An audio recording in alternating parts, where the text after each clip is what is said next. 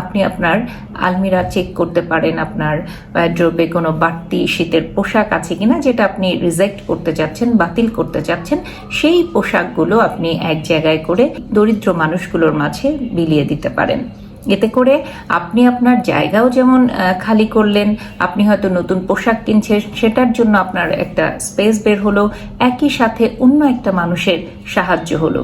অন্য একটা মানুষকে আপনি যখন হেল্প করলেন, সেই মানুষটা যেমন শান্তি পেল, সেই মানুষটা যেমন তার কষ্ট নিবারণ করার একটু সুযোগ পেল, একই সাথে আপনার মধ্যে একটা ভালো লাগা কাজ করলো।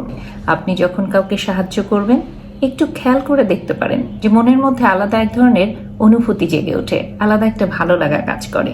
আর সেই ব্যক্তিও যে তৃপ্তিটা অনুভব করে, সেই তৃপ্তিও আপনি আসলে অনেক কিছুর বিনিময়ে অনেক সময় পাবেন না। অন্য মানুষকে যখন আপনি সাহায্য করবেন, অন্য মানুষের যখন স্যাটিসফাইড ফেসটা দেখবেন, যে একেবারে পরিতৃপ্ত এরকম একটা ফেস যখন আপনার চোখে পড়বে, তখন আলাদা রকম একটা ভালো লাগা কাজ করবে।